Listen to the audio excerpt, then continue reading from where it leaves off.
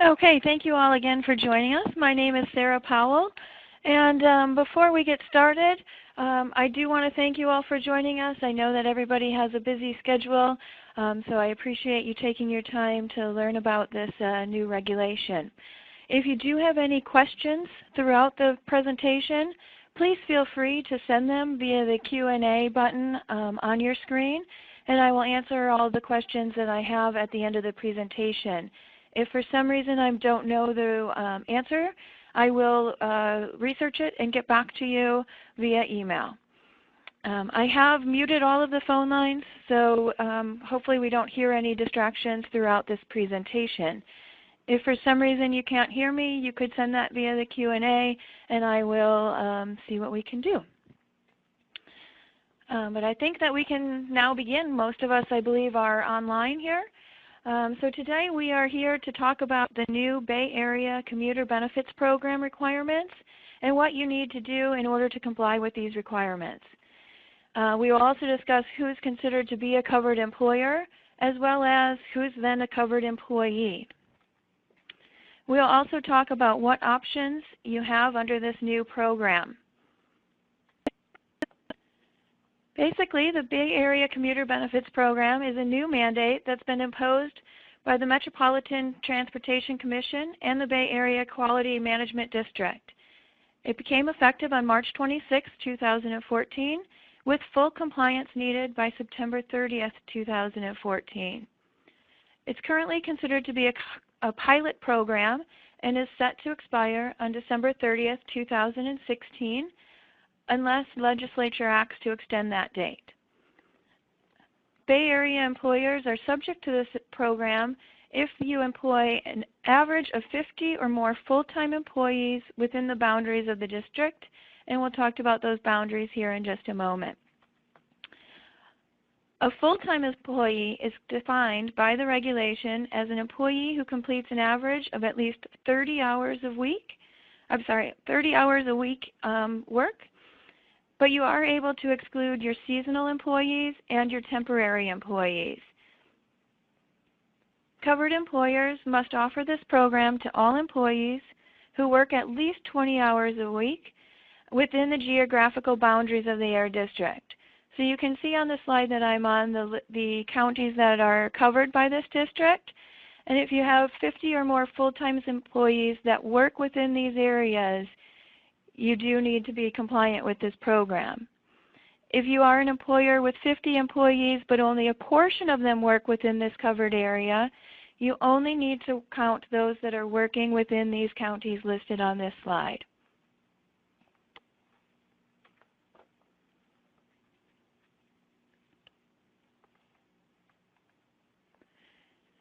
There are three main steps that must be completed in order to comply with this new program. Step 1, you must offer one of the 4 available commuter benefit options to your covered employees. We will discuss each of these options in more detail here shortly. Step 2, you must offer your covered employees, you must notify your covered employees about the benefit program that you're going to offer. And step 3, you must register with the program. And as you can see from the slide, the URL that we have is listed here. That's where you would register with the program. All of these steps must be completed prior to September 30th, 2014 in order for you to be compliant. If you already have a compliant program, such as our Section 132 Commuter Reimbursement Program, you will still need to register with the program. You will also need to make sure that you are communicating your program to your covered employees. Just because you have a program set up doesn't mean anything if you are not letting them know that it is available to them.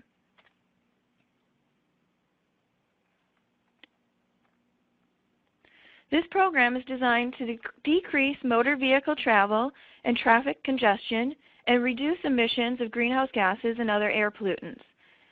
This is because in the Bay Area, transportation is the largest source of air pollution, and obviously we want to try to reduce that.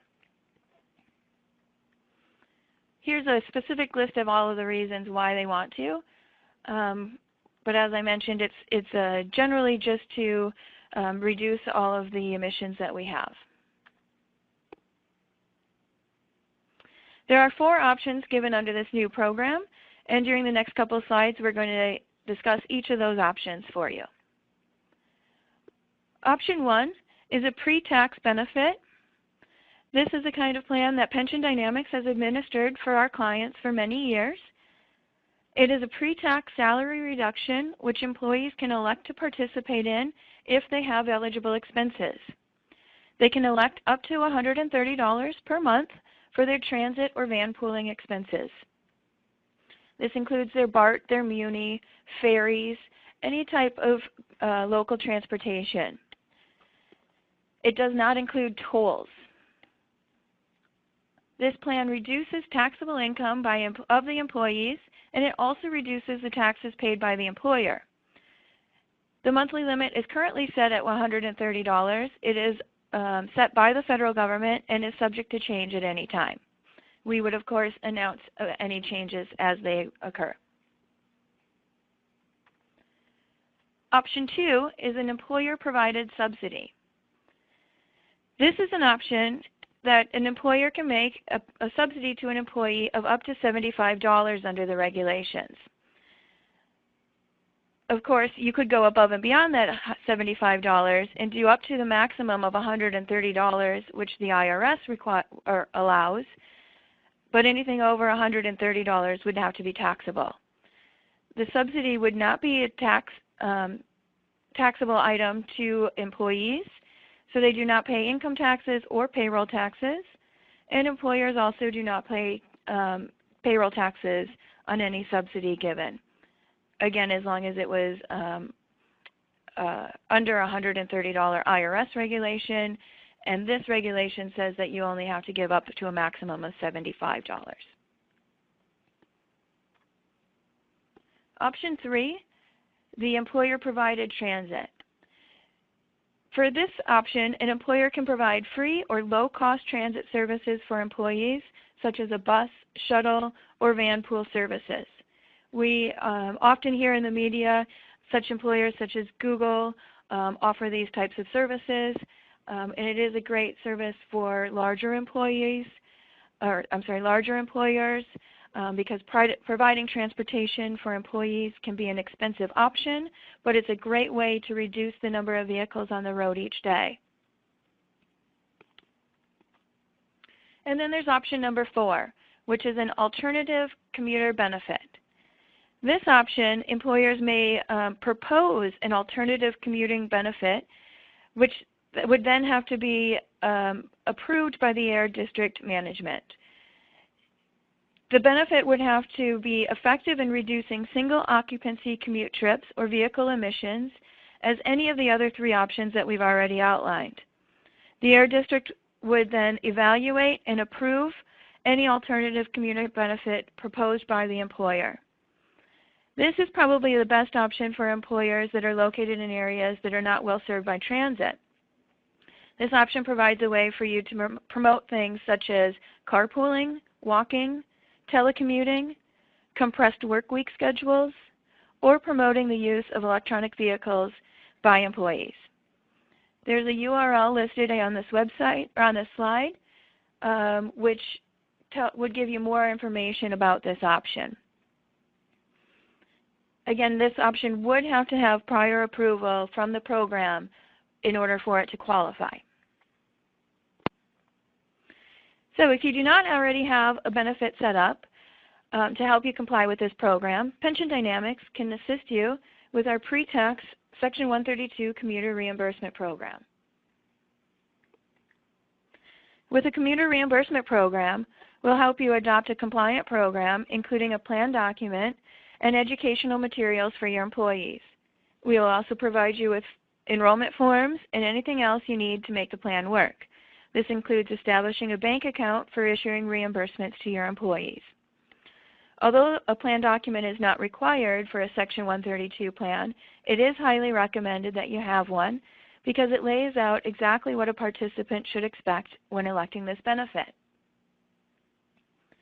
Since this is a pre-tax benefit, both the employee and the employer will save taxes on every dollar that runs through the plan. If you already offer a Section 125 FSA plan, you may understand how dependent daycare elections work, and this plan is similar to that. The benefit is dollar in for dollar out, so an employee can only be reimbursed the amount that is in their account. And this minimizes any risk to the employer.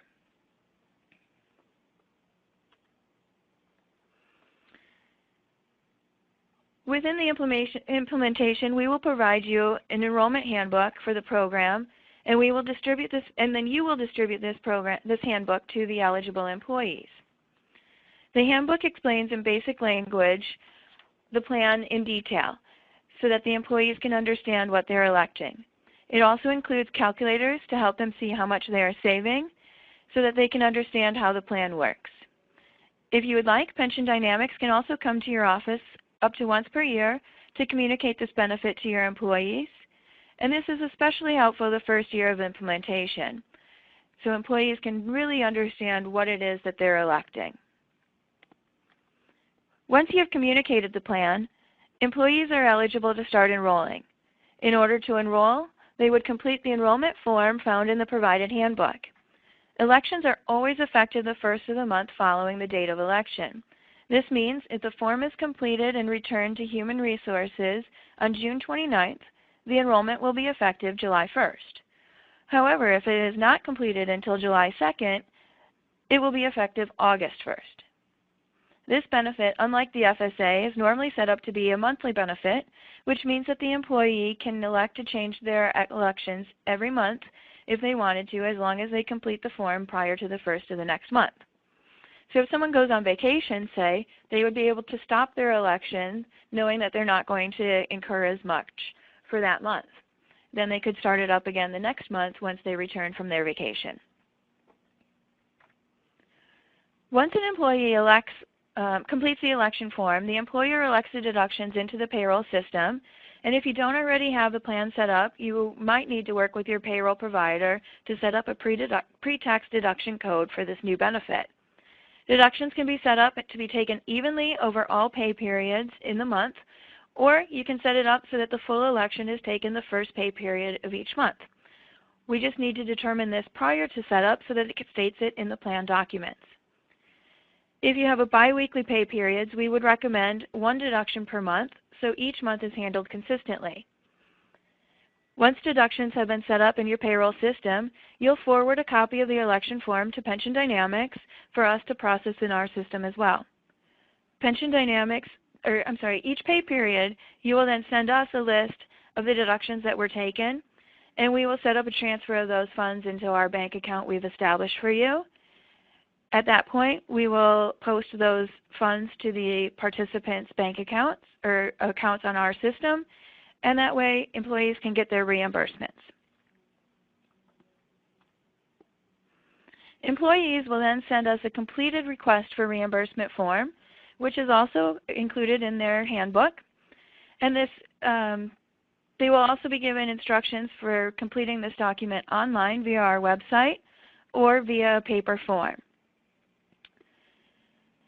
Employees do not need to submit a copy of the receipt to us. However, we do recommend that they keep a copy in case they are audited in the future. It is rare, but it does happen from time to time, and you want to be able to prove that you have the pre-tax deductions, or the reasons for the pre-tax deductions, I should say. Reimbursements are based on the amount already deducted from the employee's account, unlike the medical FSA program. Upon termination, employees have 90 days to submit claims incurred while they were an active employee. Any funds that were not claimed during that 90-day period are forfeited back to the employer. You can also establish that there could be a cash-out policy.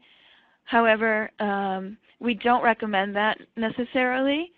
If you do a cash-out, you would need to tax them on it so that it is now taxable income. If you are setting up a pre-tax benefit, such as one that we just discussed, the regulations state that you don't have to have a formal plan document. However, they do state that you should have documentation of many different areas of the plan. The documents that we provide will meet all of these regulations if you decide to implement a plan with us. You will need to determine who the plan sponsor is, such as if you have more than one company. Do you want both companies to be covered under the same plan, or do you want a separate plan set up for each of your two companies?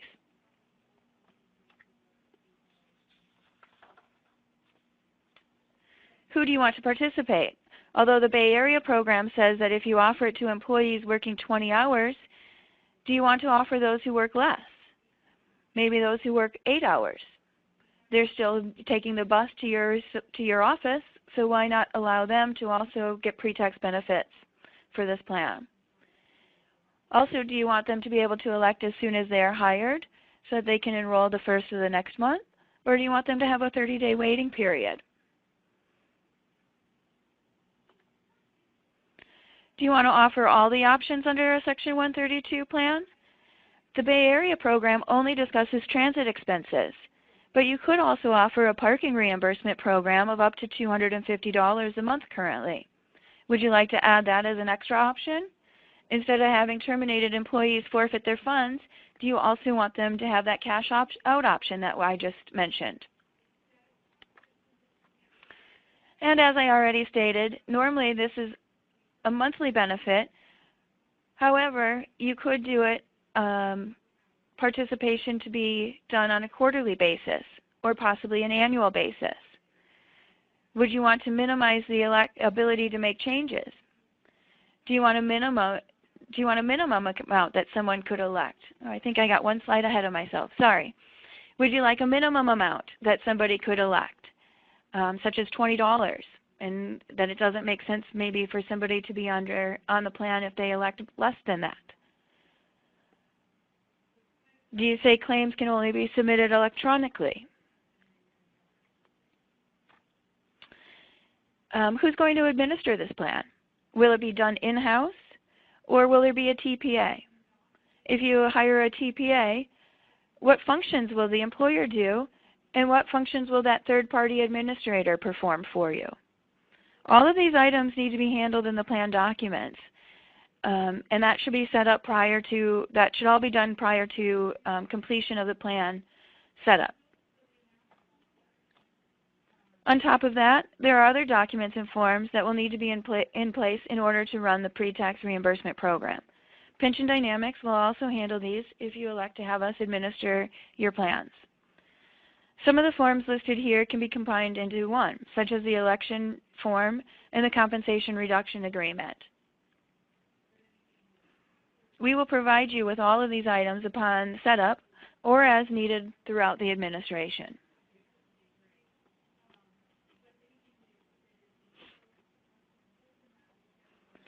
Some of you may be aware that there's already some local ordinances that you may have to be following currently. The new Bay Area program was just discussed, covers employers with 50 or more employees in those areas covered by the program. However, certain areas within this district area already have a lower threshold. If you're in one of these areas, you will need to still comply with these lower requirements. And here, slide 27 shows you a list of these areas. So the City and County of San Francisco, if you have 20 or more employees nationwide, you already have to have some kind of a commuter program in place. And that's been since January 19th, 2009. In the City of Richmond or the City of Berkeley, it's 10 employees or more nationwide. Again, our Bay Area program is 50 employees within the covered area, but as you can see, these other local ordinances are that if you have nationwide employees and only one within the City of Richmond, but you have 12 who are in the state of Wisconsin, you still have to offer a covered plan to that one person that's in the City of Richmond.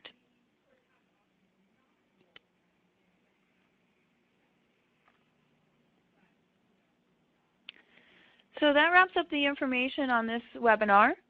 I hope that you learned a lot. Here's my contact information on slide 28. You can feel free to email me if you have any questions. I'm going to stay on the line for a moment or two to see if any questions come through the Q&A. I do have a couple already, so I will look at those, and if you can hold on for just 1 second, I will check those and get back to you with some questions and answers.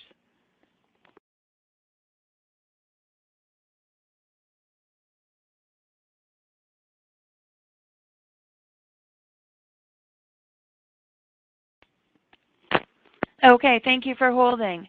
The majority of our questions are regarding if you're going to get copies of the slides distributed after the webinar. And yes, we would definitely will. I thought that they had maybe gone out already, but I will make sure that everybody who is in attendance gets a copy of the slides. The next question is regarding temporary employees. Yes, temporary employees are able to be excluded from this program. There is a definition for temporary employees. Let me see if I can put my hand on that really quickly. A seasonal or temporary employee is considered to be an employee who works 120 or fewer days per year. Seasonal temporary employees who work 120 or fewer days per year are not covered by the program unless the employer voluntarily chooses to include them. So you would be able to you do not have to count any temporary employees who would fall under that definition. My next question that I have is regarding private schools, and are private schools exempt from this benefit? Unfortunately, at this time, private schools are not exempt from this benefit. So you would need to, if you have 50 or more employees and you are within the AIR district, you would need to comply with this program.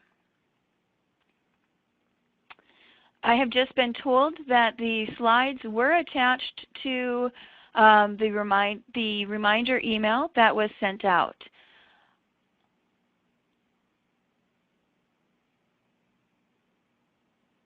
And next I have a question, defining your own carpool. 2 or 3 employees, the number of days per week. I do believe that is covered in the ordinance. I would have to look into that, and I can take down the person that asked that and find out the answer and get back to you regarding that one. If no one, the next question is, what if no one signs up for the program? And that's a great question. Sorry I did not state this already. You are not actually required to have anybody sign up for the program. You are required just to put the program in place and to communicate it to your employees. So if you do not have anybody that elects to participate, it's not at a fault to yourself. It could be that you don't have anybody that commutes, and even though you are putting this plan in place, they still are not going to change their habits. You can't force them to change their habits. So regulations just state that you need to assist them in their commuting if they would like to.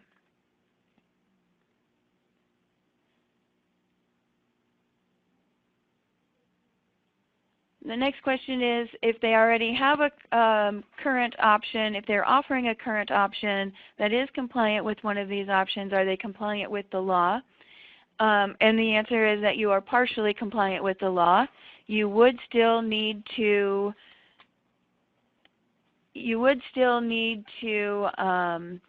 register with the program.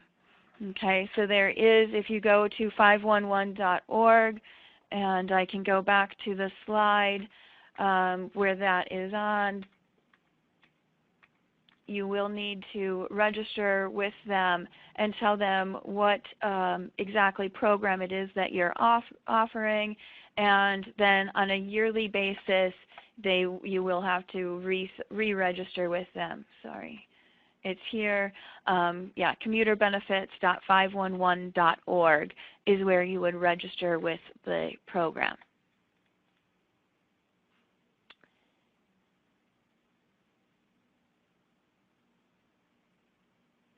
Next question is that it's noted that there are federal limits to these plans, $130 for transit and $250 for parking, and that they're set by the federal government.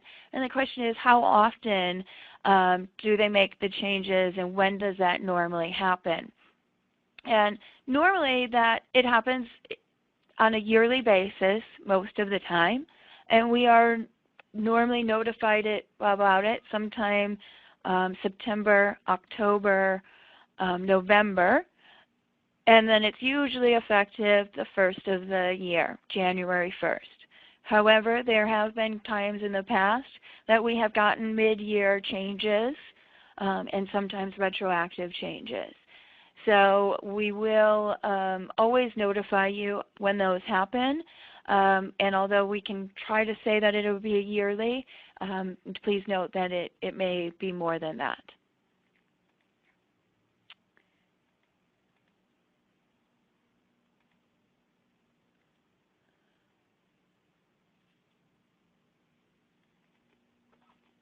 And I have a couple more questions. Give me a moment just to read some of these again.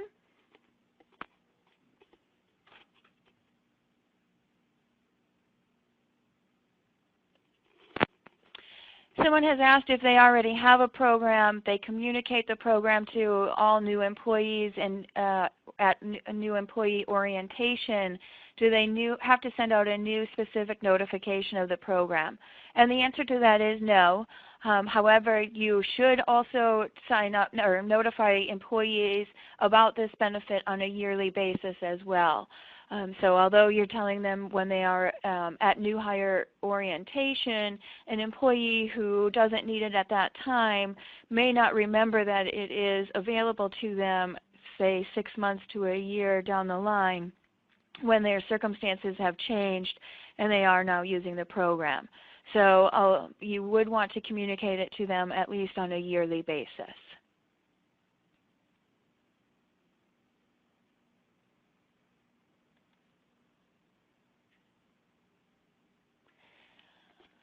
And then I have a question. It looks like so far it is the last question currently. In terms of registering with 511.org, do we have to use exact data because the number of participants changes from month to month for our company? To be honest, I have not had to do any registration yet with 511.org, so I can't tell you exactly the process.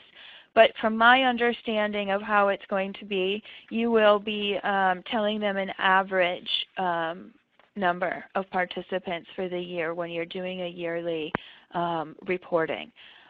So that's my understanding at this time. However, further clarification may come out when we first have to do the registration. And let's see, I've gotten a couple more questions.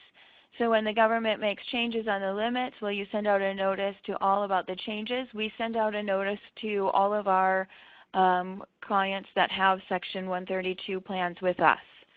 If you are registered and we administer your Section 132 plans, we do notify all of those clients of any changes for those plans.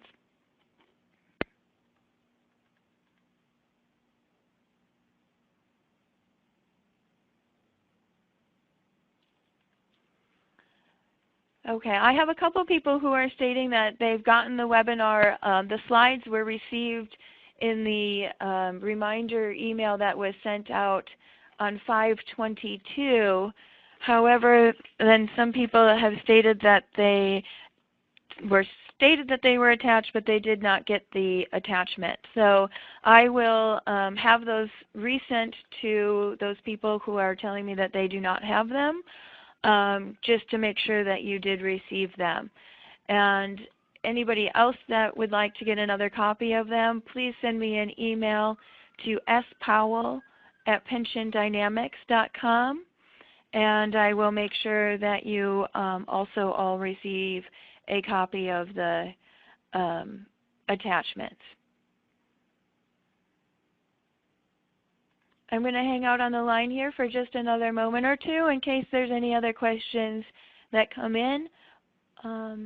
But otherwise, I think that wraps up our program. Thank you for joining us today.